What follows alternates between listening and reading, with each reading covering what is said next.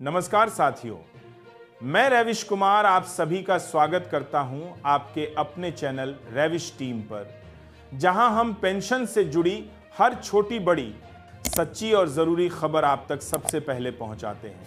अगर आपने अभी तक इस चैनल को सब्सक्राइब नहीं किया है तो जल्दी से कर लीजिए, क्योंकि आज की रिपोर्ट सिर्फ एक खबर नहीं बल्कि एक ऐसा सच्चा और भावनात्मक दस्तावेज है जो हमारे देश के उन करोड़ों पेंशनरों की आवाज बनकर उभर रही है जिनके जीवन की गाथा अब संघर्ष की मिसाल बन चुकी है। आज हम बात कर रहे हैं ईपीएस 95 पेंशन योजना की, एक ऐसी योजना जिसने कभी कर्मचारियों को भविष्य की सुरक्षा का भरोसा दिया था, मगर आज वही योजना उनके लिए असुरक्षा, असमानता और असंतोष का प्रतीक बन चुकी है। दोस्तों, यह कहानी सिर्फ आंकड़ों की नहीं है, यह उन मेहनतकश हाथों की कहानी है जिन्होंने देश की औद्योगिक ताकत खड़ी की, मशीनें चलाईं, पसीना बहाया और जब उम्र ढल गई तो उम्मीद की कि अब सरकार उन्हें एक सम्मानजनक बुढ़ापा देगी। लेकिन क्या हुआ? उन्हें मिली सिर्फ 1000 से 2000 की पेंशन, वो भी तमाम प्रक्रियाओं, दफ्तरों के चक्कर और सरकारी सुस्ती के बीच। महंगाई के इस दौर में जब एक गैस सिलेंडर की कीमत 1000 पार कर चुकी है, जब एक बुजुर्ग की दवाई का महीना 2000 में नहीं निकल पाता, तब ऐसी पेंशन किसी मजाक से कम नहीं। यही वजह है कि इस बार पेंशनरों का धैर्य टूट चुका है। वे अब सिर्फ सुनने नहीं बल्कि जवाब मांगने की स्थिति में हैं। ईपीएस 95 यानी एम्प्लॉइज पेंशन स्कीम 1995 सरकार द्वारा संगठित क्षेत्र के कर्मचारियों के लिए शुरू की गई थी, ताकि उनके रिटायरमेंट के बाद भी आय का एक स्थायी स्रोत बना रहे। उद्देश्य था सुरक्षा और सम्मान, लेकिन आज वही योजना अपने उद्देश्य से भटक चुकी है। लाखों पेंशनर महंगाई के बीच अपनी जरूरतें पूरी करने में असमर्थ हैं। कई बार सरकारों ने वादे किए, कमेटियां बनी, ज्ञापन सौंपे गए, लेकिन सच्चाई यही रही कि कोई ठोस निर्णय नहीं हुआ। हर बार केवल मामले पर विचार किया जा रहा है जैसा बयान सुनाई देता है।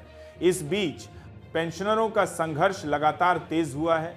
नेशनल स्ट्रगल कमेटी एनएससी के नेतृत्व में देश भर के पेंशनर अब एकजुट हो चुके हैं। एनएससी के राष्ट्रीय अध्यक्ष कमांडर अशोक रावत जी के नेतृत्व में महाराष्ट्र से लेकर तमिलनाडु, पंजाब से लेकर राजस्थान तक सभाएं और रैलियां आयोजित की जा रही हैं। उनका एक ही नारा है, हमें भीख नहीं, हक चाहिए। और यही भावना अब आंदोलन की रीढ़ बन चुकी है।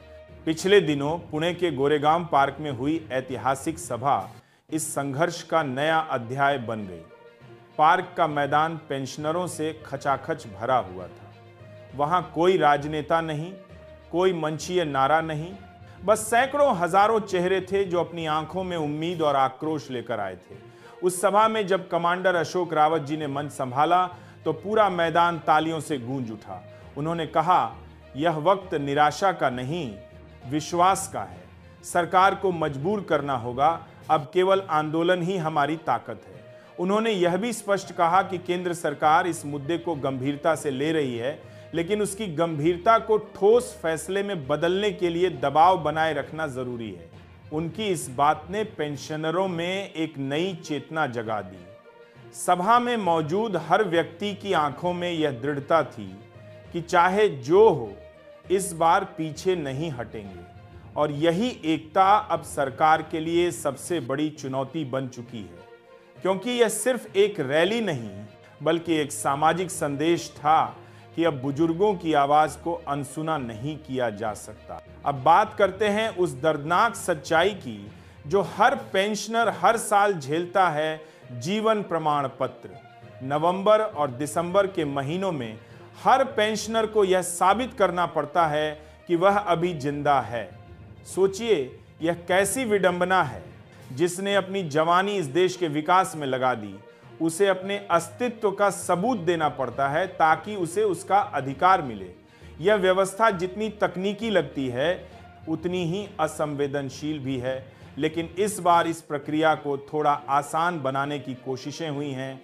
एनएससी की टीम ने कई राज्यों में डिजिटल जीवन प्रमाण पत्र कैंप लगाए हैं। वहां बुजुर्गों को सिखाया जा रहा है कि कैसे वे घर बैठे मोबाइल ऐप या कंप्यूटर से यह काम खुद कर सकते हैं। दोस्तों, यही वो पहल है जो दिखाती है कि जब सरकार सुस्त हो जाए तो संगठन आगे आते हैं। पेंशनरों को अब किसी साइबर कैफे में जाकर लंबी लाइन नहीं लगानी पड़ती। एनएससी के प्रयासों से कई पेंशनरों को राहत मिली है और उनकी सुविधा बढ़ी है, लेकिन इस व्यवस्था की सीमाएं अभी भी हैं। हर गांव, हर कस्बे में डिजिटल सुविधा नहीं है। कई बुजुर्ग आज भी तकनीक से दूर हैं। इसीलिए यह जरूरी है कि सरकार खुद गांव-गांव में चल कैंप लगाए, ताकि कोई भी पेंशनर सिर्फ एक कागज के कारण अपनी पेंशन से वंचित न हो।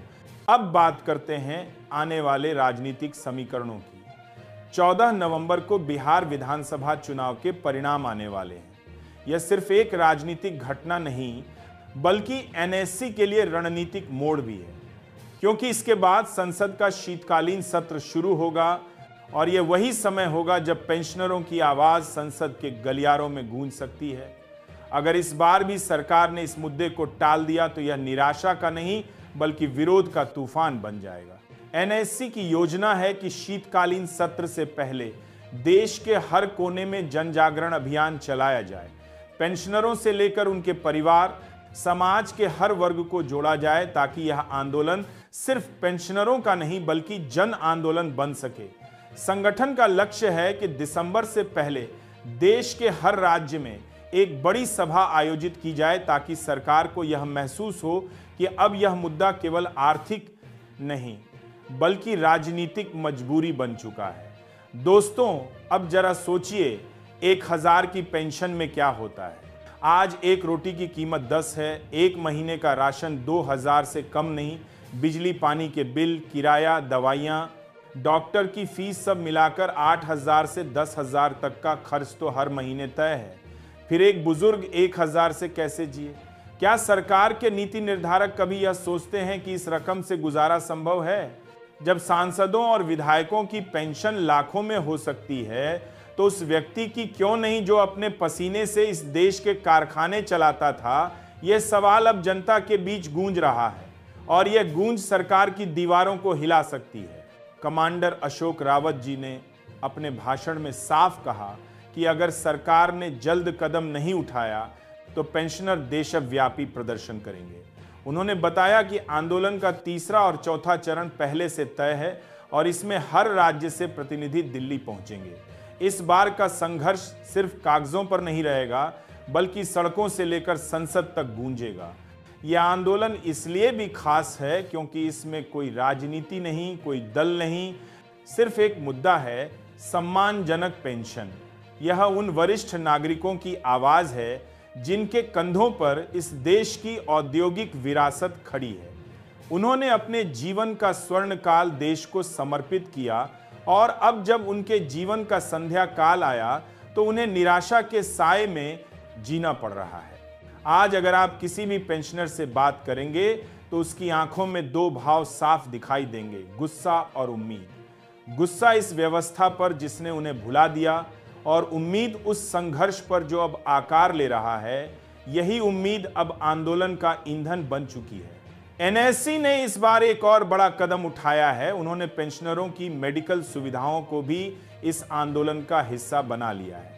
उनका कहना है कि बुजुर्गों को केवल पेंशन नहीं बल्कि स्वास्थ्य सुरक्षा भी मिलनी चाहिए।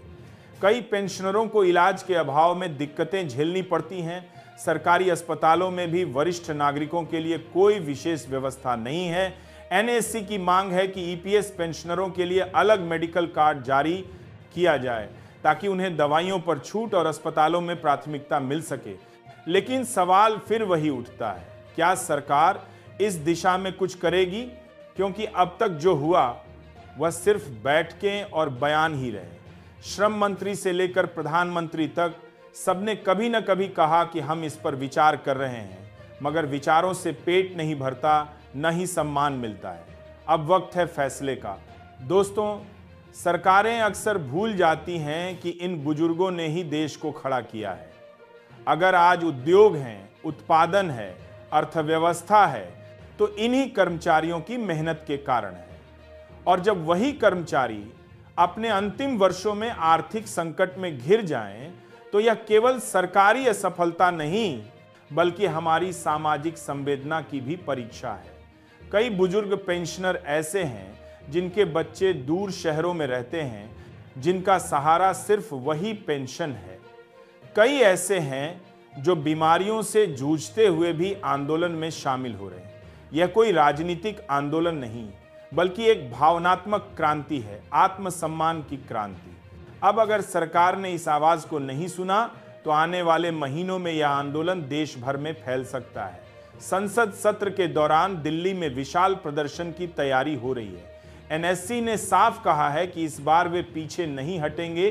पेंशनरों की मांग है न्यूनतम 7,500 की पेंशन, साथ ही मेडिकल भत्ता 5,000 प्रति माह और डीए का नियमित समायोजन। अगर यह मांगें पूरी होती हैं तो देश के करीब 67 लाख पेंशनरों को सीधा लाभ मिलेगा। यह न सिर्फ आर्थिक राहत होगी बल्कि उनके सम्मान की पुनर्स्थापना भी होगी। लेकिन अगर सरकार इसे फिर टाल देती है तो यह मुद्दा राजनीतिक विस्फोट बन सकता है। दोस्तों, यह लड़ाई केवल पैसों की नहीं है, यह उस भावना की लड़ाई है जिसे कहते हैं इंसाफ। जिन्होंने इस देश के लिए काम किया वे अपने जीवन के आखिरी पड़ाव में अपमान नहीं, सम्मान चाहते हैं। उनके चेहरे पर वह संतोष होना चाहिए कि देश ने उनका कर्ज उतारा। इसीलिए अगर आप भी किसी पेंशनर को जानते हैं, किसी बुजुर्ग के परिवार से हैं, तो उनकी इस लड़ाई में अपनी आवाज जोड़िए। ये आंदोलन सिर्फ उनका नहीं बल्कि हम सबका है, क्योंकि आज अगर हम चुप रहे तो कल जब हमारी बारी आएगी तब शायद कोई बोलेगा नहीं। और इसीलिए साथियों, यह संदेश देश के हर कोने में पहुंचना चाहिए। अब और नहीं, हमें भीख नहीं, हमारा हक चाहिए, सम्मानजनक पेंशन चाहिए। मैं रविश कुमार इस उम्मीद के साथ आपसे विदा लेता हूं कि आपकी आवाज अब गूंजेगी, आपकी ताकत अब दिखेगी और आपका संघर्ष अब सफल होगा। जय हिंद, जय पेंशनर।